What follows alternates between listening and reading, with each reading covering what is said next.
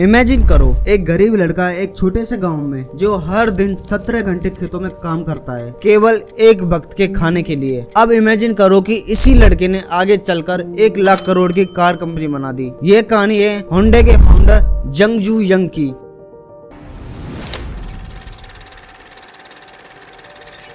जंगजू young का जन्म 1915 में हुआ था, कोरिया के एक छोटे से गांव में। उनका सपना था एक स्कूल टीचर बनने का, लेकिन फैमिली की फाइनेंशियल कंडीशन इतनी खराब थी कि वह खुद की एजुकेशन भी पूरी नहीं कर पाए। उन्हें बचपन में दिन रात अपनी फैमिली के साथ खेतों में काम करना पड़ता था, लेकिन इतनी मेहनत के बाद भी ऐसे कई दिन होते थे जब फैमिली के पास एक वक्त का खाना भी नहीं होता था। प्रॉपर कपड़े और मेडिकल केयर तो दूर की बात है, जंग को लकड़ियां बेचने के लिए कई बार पास के शहर जाना पड़ता था। वहाँ उन्होंने देखा कि लोगों के पास सफिशिएंट खाना है और उन्होंने अच्छे कपड़े पहने हुए हैं, वे भी बिना दिन रात खेतों में काम किए। यह सब देखकर वह अपनी गरीबी और अपनी फार्म की लाइफ से निराश होने लगे और अपने लिए एक बेहतर जिंदगी चाहने लगे। एक दिन उन्होंने एक न्यूज़पेपर आर्टिकल में पढ़ा कि पास के एक शहर में एक बड़ा कंस्ट्रक्शन प्रोजेक्ट लग रहा है और उस प्रोजेक्ट के लिए मजदूर की जरूरत है। यह पढ़ते ही वह सोच में पड़ गए और उनकी धड़कनें तेज हो गईं। और 1932 में 16 की उम्र में चंग ने एक चौंका देने वाला फैसला लिया। वह अपना घर छोड़कर शहर भागने वाले थे।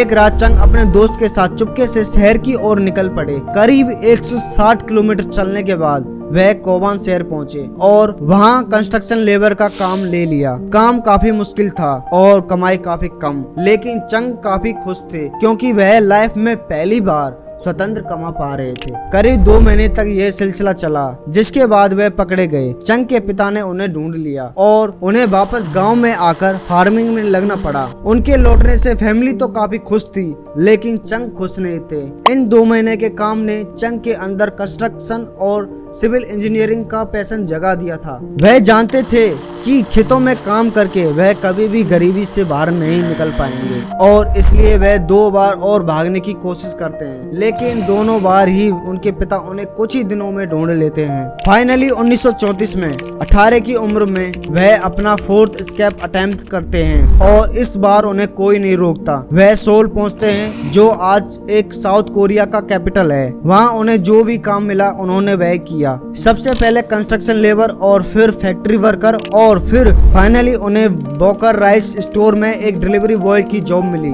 कस्टमर्स और शॉप ओनर्स उनके काम से इतने इम्प्रेस थे कि 6 महीने के अंदर उन्हें डिलीवरी बॉय से स्टोर के मैनेजमेंट संभालने की जिम्मेदारी मिल गई। इसके बाद चंग ने काफी मेहनत की और अपने बलबूते ही शॉप को ग्रो किया।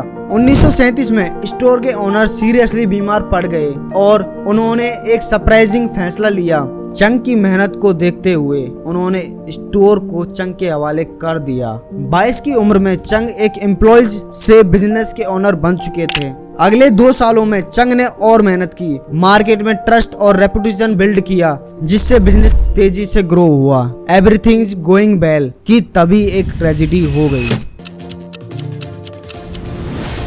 वर्ल्ड वार 2 का टाइम था और उस समय कोरिया में जापान का रूल था। जापानी चाहते थे कि उनकी मिलिट्री को सफिशिएंट राइस सप्लाई मिलती रहे, जिसके चलते उन्होंने सभी राइस शॉप्स की ओनरशिप ले ली। चंग से भी उनकी राइस शॉप छीन ली गई और सालों की मेहनत से बना हुआ बिजनेस एक ही झटके में खत्म हो गया। चंग काफी दुखी थे, लेकिन उन्होंने हार नहीं मानी